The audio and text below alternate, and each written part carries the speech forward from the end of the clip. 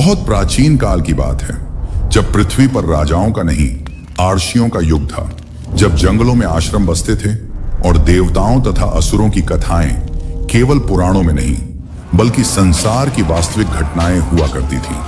उसी युग में एक महान ऋषि थे, कश्यप। कश्यप ऋषि को सृष्टि के सबसे महान प्रजापतियों में गिना जाता है। उनकी संतानों से ही संसार के अनेक प्राणी उत्पन्न हुए, देवता, दानव, नाग, पक्षी और असंख्य जीव। उनकी दो पत्नियां विशेष रूप से प्रसिद्ध थीं, पहली कद्रू और दूसरी विनाटा। इन दोनों के भाग्य में एक ऐसी कथा लिखी थी जो आगे चलकर तीनों लोकों का इतिहास बदलने वाली थी। एक दिन दोनों ने कश्यप ऋषि से वरदान मांगा। कद्रू बोली, स्वामी, मुझे हजारों शक्तिशाली पुत्र चाहिए जो संसार में अपना प्रभाव स्थापित करें।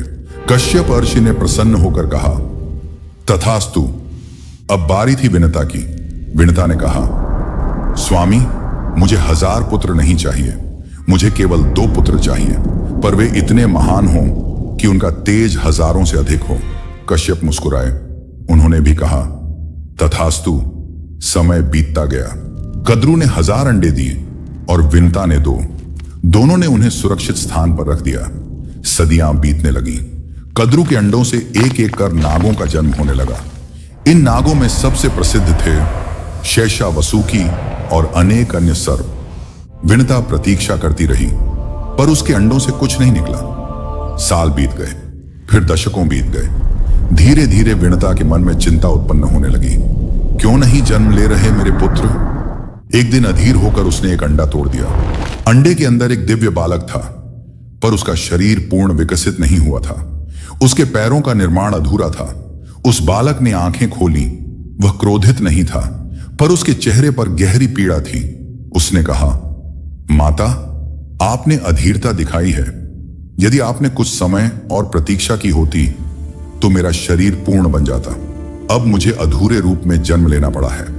वह बालक आगे चलकर अरुणा कहलाया, जो आगे चलकर सूर्यदेव के रथ का सारथी बना। अरुण ने विनता से कहा, माता, दूसरा अंडा मत तोड़ना।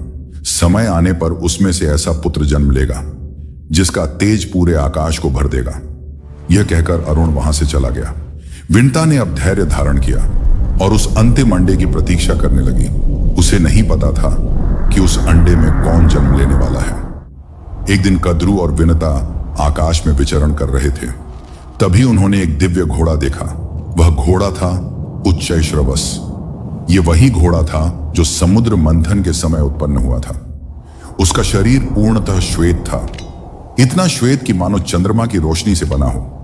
कद्रू ने कहा, देखो विनता, उस घोड़े की पूंछ काली है। विनता ने तुरंत कहा, नहीं, वह पूरी तरह सफेद है। दोनों के बीच विवाद हो गया। तब कद्रू ने एक शर्त रखी, यदि उसकी पूंछ काली निकली तो तुम्हें मेरी दासी बनना होगा। विनता ने भी स्वीकार कर लिया। उसे पूरा विश्वास था कि घोड़ा पूरी तरह सफेद है, लेकिन कद्रू ने छल किया। उसने अपने नाग पुत्रों को आदेश दिया, जाओ, उस घोड़े की पूंछ से लिपट जाओ ताकि वह काली दिखाई दे। नागों ने वैसा ही किया।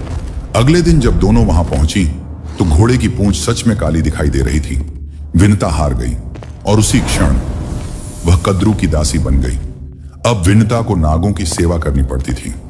वह महान ऋषि की पत्नी थी, लेकिन अब उसे दासियों की तरह जीवन जीना पड़ रहा था। नाग उसे आदेश देते, कद्रू उसे अपमानित करती, पर विनता चुप रहती, क्योंकि उसे विश्वास था एक दिन उसका पुत्र जन्म लेगा और वह इस अपमान का अंत करेगा।